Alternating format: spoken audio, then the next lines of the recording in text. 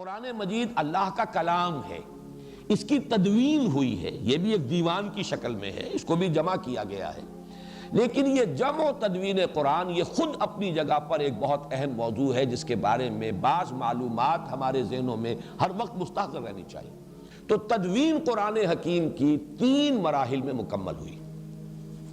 پہلی تدوین حضور کی اپنی حیات طیبہ میں ہو گئی، لیکن وہ تدوین کس شکل میں تھی؟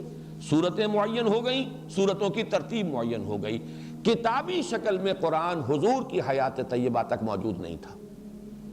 لوگوں کے پاس مختلف حصوں پر لکھا ہوا قرآن تھا۔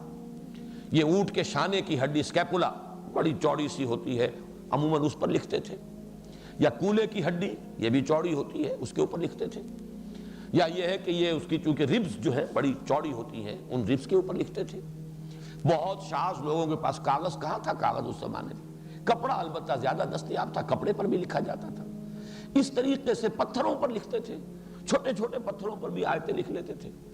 تو یہ لکھا ہوا جو معاملہ ہے، اور یہ نوٹ کر لینا چاہیے، قرآن کا معاملہ جو میں نے کل بھی بحث کی تھی، یہ قول ہے۔ اِنَّهُ لَقَوْلُ رَسُولٍ کریم، یہ لکھی ہوئی شکل میں حضور کو نہ دیا گیا، نہ حضور نے لکھی ہوئی شکل میں امت کو دیا۔ حضور کو بھی یہ پڑھایا ہے، سَنُقْرِئُكَ فَلَا تَنْسَىٰ، ہم پڑھائیں گے آپ کو پھر آپ بھولیں گے نہیں، حضور کو پڑھایا گیا۔ یہ گویا کہ قول جبرائیل اور پھر قول محمد بن کر لوگوں کے سامنے آیا ہے صلی اللہ علیہ وسلم۔ جبرائیل سے حضور نے سنا اور حضور سے صحابہ نے سنا۔ تو اصل میں تو قرآن کی بنیاد جو ہے وہ پڑھی جانے والی شے ہے، یہ لکھی جانے والی شے اصلاً نہیں تھی، لکھی گئی ہے، حضور کے زمانے میں لکھی گئی ہے، اور حضور نے اسی لیے یہ حکم بھی دے دیا تھا، لا تکتبوا عنی الا القرآن، احادیث کو منع کیا تھا کہ میری باتوں کو ابھی مت لکھو، گڑبڑ ہو جائے گا کہیں، قرآن مجید ہی کو لکھو صرف۔ لیکن یہ لکھنا جو ہے اصل نہیں ہے، اصل قرآن حضور کے سینے میں جمع کیا اللہ نے، اور پھر صحابہ کے سینے میں جمع کر دیا محمد الرسول اللہ صلی اللہ علیہ وسلم نے۔ وہ منہ سے منہ کو گیا ہے، قول سے قول کی شکل میں گیا ہے، لوگوں نے سیکھا ہے حضور کے دہن مبارک سے۔ اِنَّهُ لَقَوْلُ رَسُولٍ کریم، جس پر میں کل گفتگو کر چکا ہوں۔ بہرحال لکھا ہوا قرآن بھی تھا، لیکن کتابی شکل میں نہیں، جمع شدہ شکل میں نہیں۔ جمع شدہ شکل میں صرف سینوں میں تھا، حفاظ کو یاد تھا، انہیں یاد تھا قرآن اس ترتیب کے ساتھ ہے۔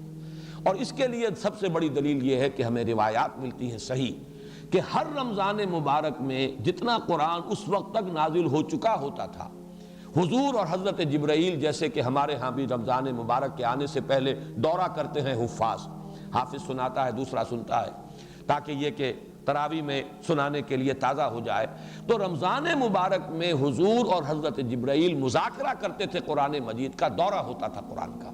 اور آخری رمضان مبارک جو آپ کی حیات طیبہ کا ہے، اس میں پورے قرآن کا 2 مرتبہ دورہ کیا ہے محمد الرسول اللہ صلی اللہ علیہ وسلم نے حضرت جبرائیل سے۔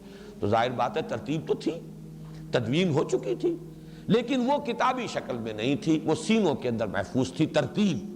ویسے لکھی ہوئی مختلف صورتیں، مختلف آیتیں لوگوں کے پاس مختلف چیزوں پر موجود تھیں۔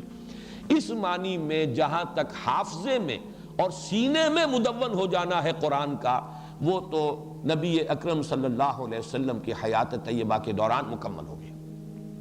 دوسرا مرحلہ آیا ہے اس کا حضرت ابوبکر رضی اللہ تعالیٰ عنہ کے عہد خلافت میں، جب جنگیں ہوئی ہیں مرتدین سے اور مانعین زکوٰۃ سے، اور جنگ یمامہ میں تو بہت بڑی تعداد میں صحابہ شہید ہوئے ہیں، بہت بڑی جنگ تھی، خوریس جنگ تھی، اور اس میں بڑی کثیر تعداد میں حفاظ قرآن شہید ہو گئے۔ اب ایک تشویش پیدا ہوئی کہ اس قرآن کو اب جمع کر لینا چاہیے کتابی شکل کے اندر، ما بین الدفتین یا دفتیین، اس کو جمع کر لینا چاہیے۔ اس پر پھر حضرت عمر کے دل میں سب سے پہلے یہ خیال آیا۔ حضرت عمر نے حضرت ابوبکر سے کہا، وہ بڑے متردد رہے، میں کیسے کروں، جو کام حضور نے نہیں کیا وہ میں کیسے کروں؟ لیکن حضرت عمر اس پر اصرار کرتے رہے، تو پھر رفتہ رفتہ ان کا حضرت ابوبکر کا بھی سینہ کھل گیا۔ انہوں نے فرمایا کہ ہاں اب تمہاری اس بات کے لیے میرا سینہ کھل گیا ہے، اللہ نے میرے سینے کو کشادہ کر دیا۔ اس کے بعد اب جن صحابہ پر یہ بوجھ ڈالا کہ حضرت زید بن ثابت جو حضور کے زمانے میں بھی کاتب وحی تھے، لکھتے تھے، چند آپ کے صحابہ تھے کہ جو خاص اس کام کے اوپر مامور بھی تھے، وحی آتی تھی تو وہ لکھتے تھے، اور ان میں حضرت زید بن ثابت جو ہیں بہت معروف ہیں۔ جب ان سے حضرت ابوبکر نے فرمایا کہ اب تم یہ کام کرو، اور ان کے ساتھ کچھ اور صحابہ کو ایک کمیٹی کی شکل دی، تو وہ بھی پہلے بہت متردد رہے، ان کی دلیل بھی یہ تھی جو کام حضور نے نہیں کیا میں کیسے کروں، اور نمبر دو یہ کہ یہ تو پہاڑ جیسی ذمہ داری ہے میں کیسے اٹھاؤں۔ لیکن پھر جب حضرت ابو بکر حضرت عمر رضی اللہ تعالیٰ عنہما دونوں کا اصرار ہوا تو ان کا بھی سینہ کھل گیا۔ پھر اس کو پھر اب صحابہ کرام سے جس کے پاس جو بھی لکھی ہوئی شکل میں تھیں ان سے لے کر، اور پھر یہ کہ مختلف شہادتیں اور حفاظ کی مدد سے اب اس کو ایک کتاب کی شکل میں مرتب کر لیا گیا حضرت ابو بکر کے زمانے میں۔